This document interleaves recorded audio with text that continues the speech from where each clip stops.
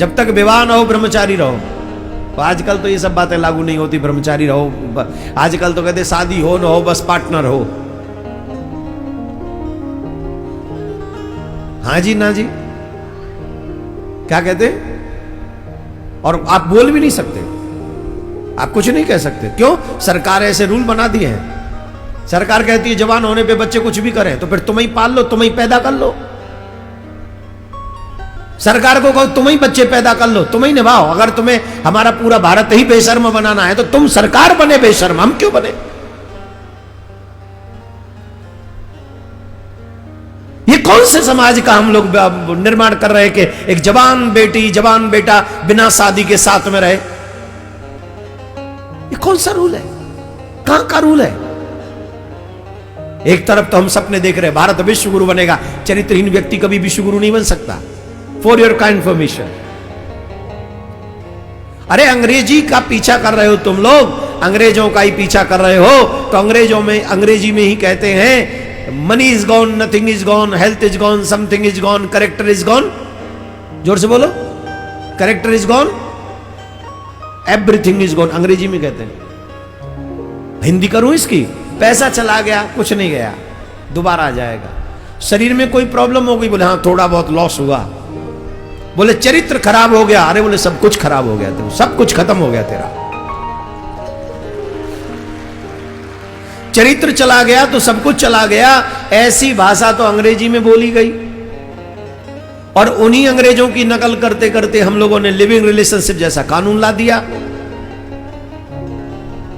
और अब आप स्कूल में चले जाइए, 9वीं 10वीं 8वीं में पढ़ने वाले बच्चों को बात कर लीजिए, तुमसे ज्यादा बॉयफ्रेंड गर्लफ्रेंड के विषय में वो जानते हैं। तुम नहीं जानते होगे उतना, हम नहीं जानते उतना। ये चरित्र का निर्माण हमारे भारत का किया। इसमें गुनहगार कौन है? बच्चे। बच्चे गुनहगार हैं? जवाब दो, कौन गुनहगार है? और सच कह दो तो तुम सबके दुश्मन हो। सच मत बोलो, जो कर बने रहो, जो कर बनो, जो इस समय चल रहा है वही चलाओ। आप सत्य को सत्य नहीं कह सकते। भाई कौन कौन ये चाहेगा कि हमारे बच्चे चरित्रहीन हो? बताना जरा। चरित्रहीन पूछ रहा हूं, चरित्रवान नहीं। हाथ उठा दिया, बूढ़ी मैया ने हाथ उठा दिया, शायद मेरी भाषा नहीं समझ में आई होगी उन्हें। चरित्रहीन व्यक्ति भी यह चाहता है कि मेरे बच्चे चरित्रवान हो।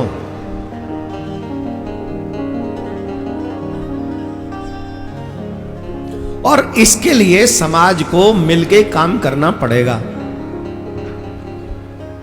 हमें ऐसे कानून का विरोध करना चाहिए, लिविंग रिलेशनशिप जैसे कानून का, जहां यह परमिशन मिलती हो कि कोई भी कहीं भी जाए। ऐसा नहीं। हमारे यहां विवाह एक शुद्ध परंपरा है, बड़ी गजब की परंपरा है विवाह।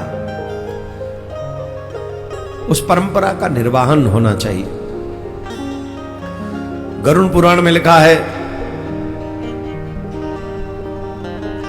पतिव्रता स्त्री और एक पत्नी के साथ हैप्पी रहने वाला पुरुष अगर है तो उसके घर में सात्विक संतान का जन्म होता है, और उसी के द्वारा दिए हुए जल से पितृ तृप्त होते हैं।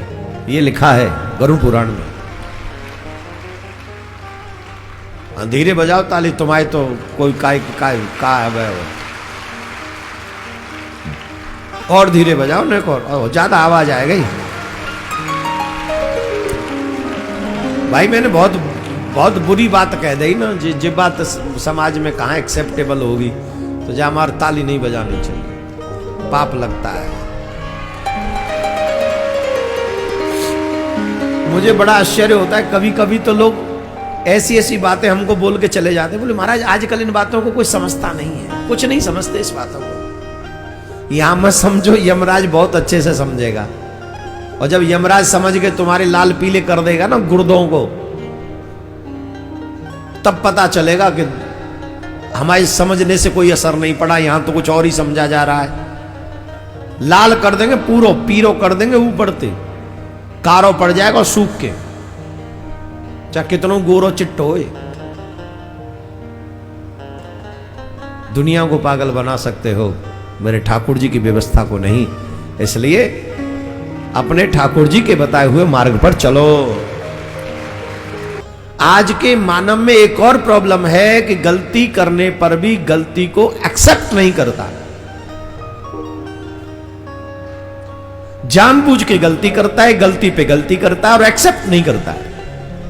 एक तो पाप गलती करी, महापाप, उसे इग्नोर कर दिया, डिनाई कर दिया।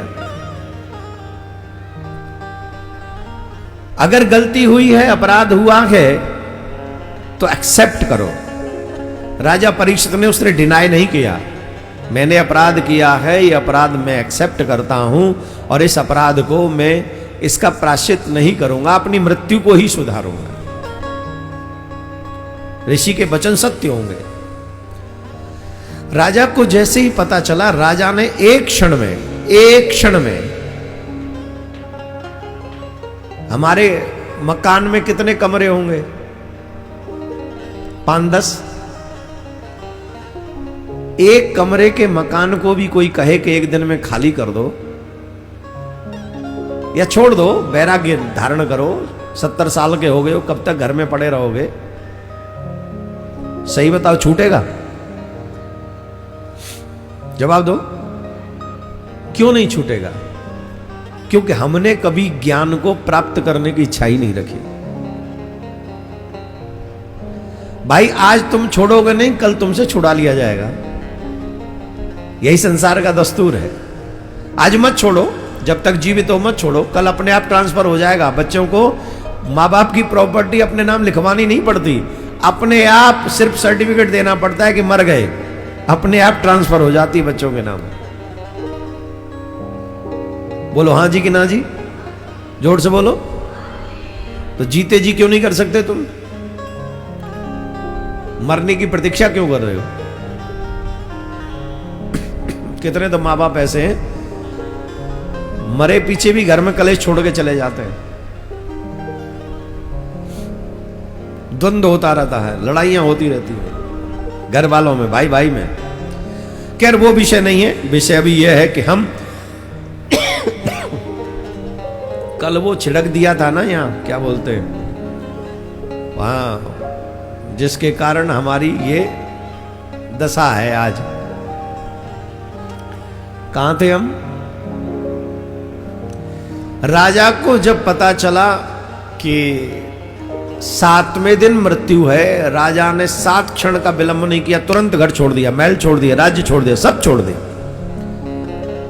और सब छोड़कर राजा वन में आ गए।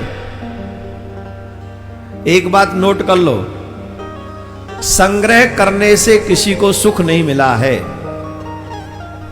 जिसने संग्रह किया है वो दुखी हुआ है, और जिसने त्याग किया है उसे आनंद मिला है। जिसने त्याग किया है, हम इसका एक जीता जागता उदाहरण दे सकते हैं, जो आप सब कहेंगे यहां पानीपत में कोई नदी है? पानी है उसमें? कितना? अच्छा ठीक है। कौन कौन स्विमिंग करना जानता है? जानते? तुमने जो कपड़े अभी पहने रखे हैं, उन्हीं कपड़ों को पहन के कहा जाए कि कूद जाओ और पार जाओ। Is it possible? बोलो, ये संभव है? तो क्या करना पड़ेगा? बोले साहब पहले कपड़े उतारने पड़ेंगे, जूते उतारने पड़ेंगे, सब उतार के रखना पड़ेगा। पहले क्या करना पड़ेगा? बोले कपड़ों का त्याग, जूतों का त्याग। अब उस नदी से तुम कहो कि मैंने 20,000 का कोट पहना हुआ है, मुझे पार कर दे, नदी कहेगी तू जितने 1000 का पहन के आया उतनी जल्दी डूबेगा। तो कैसे उतर सकता हूं मैं पार? बोले एक ही उपाय, पहले इस कपड़े का त्याग कर और फिर हाथ का प्रयोग कर। तो जब नदी पार करने के लिए हमें अपने शरीर पे पहने हुए वस्त्रों का त्याग करना पड़ता है, तो भव सागर से पार होने के लिए संसार का त्याग हम क्यों नहीं कर सकते? उसे तो पार करने के लिए त्याग करना पड़ेगा। हम भवसागर से पार होना चाहते हैं और बैठे बैठे सब सोचते हैं कि 500 की गड्डी गिनते रहें, जब मरे तो वो गड्डी हमारे हाथ में और ऊपर से कहे राम नाम सत्य हो जाए। तुम्हारे मरे पीछे लोग तो कहेंगे राम नाम सत्य, तुम नहीं कभी समझे राम नाम सत्य। जीते जी अगर तुमने समझ लिया राम नाम सत्य है, तो फिर लोग कहे ना कहे इससे कोई फर्क नहीं पड़ता। क्या फर्क पड़ता है कोई कहे ना कहे, तुम समझो कि राम नाम ही सत्य है, बाकी सब मिथ्या।